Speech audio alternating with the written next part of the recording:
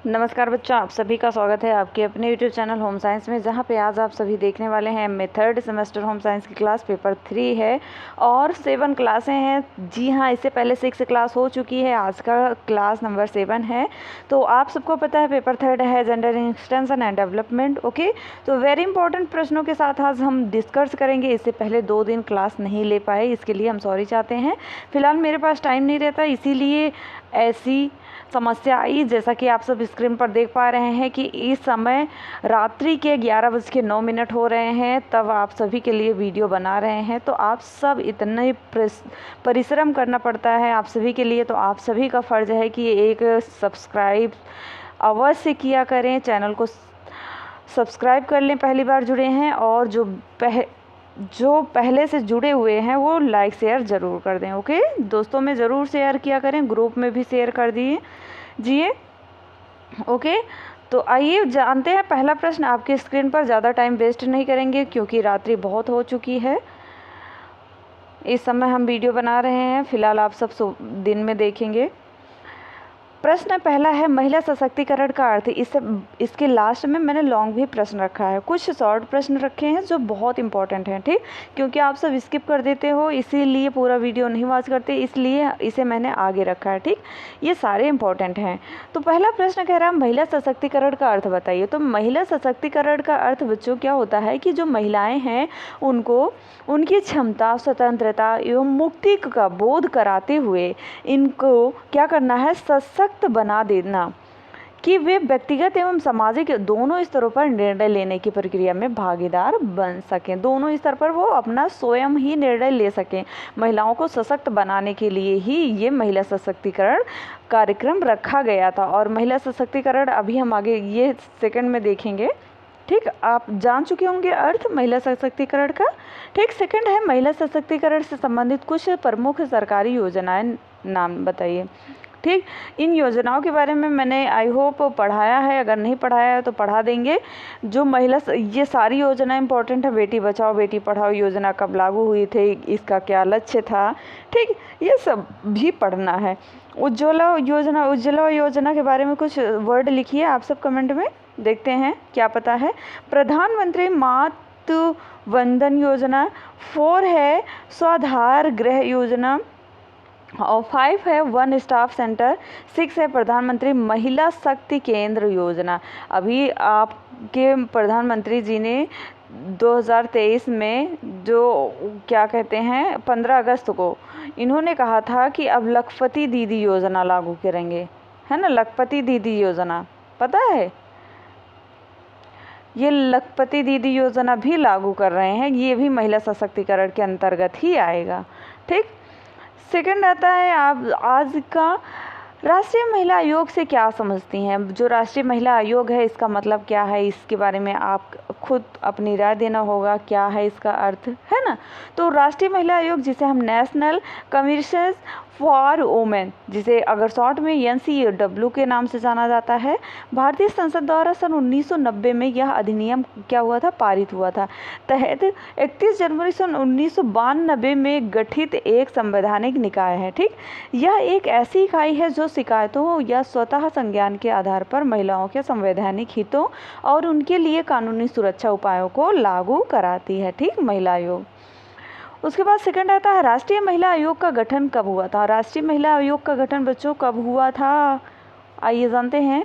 महिलाओं को प्रभावित करने वाले सभी नीतिगत मामलों पर सरकार को सलाह देने के लिए राष्ट्रीय महिला आयोग अधिनियम, जो सन 1990 में भारत सरकार सन 1990 या अधिनियम संख्या 20 के तहत 31 जनवरी सन 1992 को राष्ट्रीय महिला आयोग का गठन किया गया। ठीक, आई होप आप समझ पा रहे हैं। उसके बाद ये एक लॉन्ग प्रश्न है और आप सभी के लिए इम्पोर्टेंट है, बहुत इम्पोर्टेंट है, आई होप आपके पेपर में ज़रूर पूछा जाएगा। तो प्रश्न आपकी स्क्रीन पर है, पर प्रश्न कह रहा है कि समाज में महिलाओं की कुछ प्रमुख समस्याओं पर प्रकाश डालिए। मैंने 5 समस्याएं इससे पहले भी पढ़ाया था, समाज में महिलाओं के ऊपर होने वाली 5 प्रमुख समस्याएं पढ़ाया था, आज कुछ और ही हैं। ठीक, इनमें से कोई भी प्रश्न आ सकता है। शैक्षणिक महिलाओं के लिए शैक्षणिक समस्याएँ क्या हैं, ऐसे भी प्रश्न पूछा जा सकता है शॉर्ट में। तो शैक्षणिक समस्याएँ क्या हैं, आइए जानते हैं। भारत में नगरों की तुलना नगर किसे कहते हैं, आप सब कमेंट में बताइए।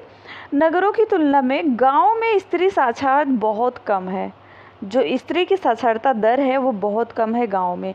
डॉक्टर, इंजीनियरिंग, वकालत एवं अन्य तकनीकी शिक्षा प्राप्त करने वाली लड़कियों की संख्या तो और भी कम है, क्योंकि स्त्रियों को शिक्षा न दिलाने का कारण पर्दा प्रथा और स्त्रियों की पुरुषों पर निर्भरता एवं उनका कार्य क्षेत्र घर तक ही सीमित होना, यही एक बहुत बड़ी समस्या है शैक्षणिक समस्या में। सेकंड आता है आपका सामाजिक समस्या। क्या है महिला के लिए सामाजिक समस्या? इसमें क्या होता है कि बच्चों की परिवार एवं विवाह से संबंधित समस्याएं। परंपरावादी भारतीय समाज महिलाओं के साथ परिवार में दोयम दर्जे के नागरिकों की भांति व्यवहार का पक्षधार है। ठीक, संयुक्त परिवार व्यवस्था में स्त्रियों की बड़ी बड़ी दुर्दशा होती है। वे दासी की तरह जीवन व्यतीत करती हैं।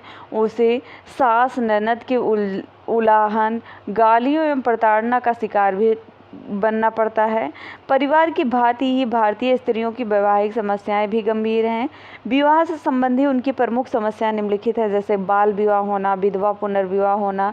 ये सब आप सब जानते हैं, बाल विवाह क्या है और विधवा पुनर्विवाह क्या है। उसके बाद दहेज, ये सभी बहुत ही गंभीर कारण होते हैं, है ना। विधवा पुनर्विवाह आप सब पढ़े होंगे ना, या आपने देखा होगा पुनर्विवाह सीरियल भी, है ना। तो ये सब सामाजिक समस्याएं हैं। उसके बाद तलाक की समस्या और वेश्यावृत्ति, पर्दा प्रथा, ये इतनी जो हैं ये सभी किसकी ही सामाजिक समस्या के अंतर्गत आती हैं। नोट कर लेना, पहला है बाल विवाह, दूसरा विधवा पुनर्विवाह, ठीक, तीसरा है दहेज, चौथा है तलाक की समस्या और पांचवा है आपका वेश्यावृत्ति, छठा है पर्दा प्रथा। ये इतनी बहुत इम्पोर्टेंट है सामाजिक समस्या के अंतर्गत जो महिलाओं के लिए रहती हैं। फिर उसके बाद आता है समानता और सामंजस्य की समस्या। 3 है समानता एवं सामंजस्य की समस्या। इसमें क्या होता है, भारतीय समाज में कुछ पुरुष प्रधान मानसिकता के कारण पुरुष प्रधान, पता है, जिस घर में सिर्फ पुरुष की ही बातें चलती हों, पुरुष का ही कहा माना जाता हो, वही पुरुष प्रधान सोसाइटी का घर कहलाता है। और उसी तरह समाज भी पुरुष प्रधान समाज, जहाँ पर पुरुषों की ही अहमियत दी जाती है। ठीक, महिलाओं को अनेक वैधानिक प्रयत्नों के बावजूद समानता का दर्जा नहीं मिल पाया है। घर हो या परिवार हो, कार्य की दशाओं में, दैनिक मजदूरी इत्यादि में अनेक क्षेत्रों में उन्हें पुरुषों के बराबर नहीं माना जाता है। और यही कारण है कि शिक्षित स्त्रियों में घर एवं बाहर के कार्यों में सामंजस्य नहीं हो पा रहा है और यह भूमिका द्वंद्व में फंसी हुई है। ठीक, द्वंद्व में फंसी हुई रहती है। घर की परंपरागत भूमिका तथा कार्यालय की समय की पाबंदी और कार्यालय कार्य की भूमिका से सामंजस्य नहीं बैठा पाती हैं। यही कारण होता है समानता और सामंजस्य की समस्या में। नेक्स्ट आता है स्वास्थ्य संबंधी समस्याएं। क्या आती है महिला के लिए स्वास्थ्य संबंधी समस्या? बच्चों, स्वास्थ्य से संबंधित समस्या बहुत गंभीर होती है, क्योंकि महिलाओं की स्वास्थ्य में बहुत एनीमिया भी पाया जाता है ना। अभी आइए बताते, कुपोषण भी महिलाओं में बहुत पाया गया। भारत में यद्यपि स्त्री एवं पुरुष दोनों की औसत आयु में वृद्धि हुई है, फिर भी पुरुषों की तुलना में स्त्रियां हैं उनके जीवन अवधि सदैव ही कम रही है। असमान लिंगानुपात, स्त्रियों को औसत आयु में कमी एवं मृत्यु दर की अधिकता के लिए बाल विवाह, प्रसव काल में स्त्री की मृत्यु, स्त्रियों की आर्थिक पर निर्भरता और लड़कियों की अपेक्षा लड़कों को अधिक महत्व देना, कुपोषण एवं स्वास्थ्य सेवाओं का अभाव आदि उत्तरदायी होता है। ठीक, उसके बाद आर्थिक समस्याएं वेरी क्रिटिकल होती हैं, क्योंकि जिसके पास पैसा नहीं है, धन नहीं है, उसके पास कुछ नहीं है आज के समाज में, है ना, कहा जाता है ना। तो आर्थिक समस्या में आता है ना कि जो भारतीय नारियों की समस्याएं, उनकी गरीबी है, आर्थिक परिश्रमता एवं शोषण से जुड़ी हुई है। अधिकांशतः महिलाएं जो होती हैं कृषि कार्य से भी संबंधित होती हैं। इसके अतिरिक्त वे खनन, पशुपालन एवं श्रमिक कार्य में लगी हुई हैं और उच्च पदों पर आसीन स्त्रियों जो स्त्रियां होती हैं उन तो गिनती की ही हैं। ठीक गिनती की हैं। और संयुक्त परिवार प्रणाली पुरुषों पर निर्भरता, अज्ञानता, पर्दा प्रथा, रूढ़िवादिता आदि कारणों से क्या होता है कि स्त्रियों का कार्य क्षेत्र घर तक ही सीमित रहता है और वे अक्सर कमाने के लिए बाहर नहीं जाती हैं, और इसके फलस्वरूप उन्हें अपने भरण पोषण के लिए क्या होता है कि पुरुषों की ओर ही देखना होता है, वह स्वावलंबी नहीं हो पाती हैं। तो आज का सेशन आई होप आपको बहुत अच्छा लगा होगा। जो पहली बार जुड़े हैं चैनल को सब्सक्राइब कर लें, वीडियो को शेयर लाइक अवश्य कर दें, क्योंकि रात्रि बहुत हो चुकी है, 11:19 हो रहे हैं। और आप सभी को गुड नाइट, शुभ रात्रि। फ़िलहाल दिन में वीडियो देख रहे हैं।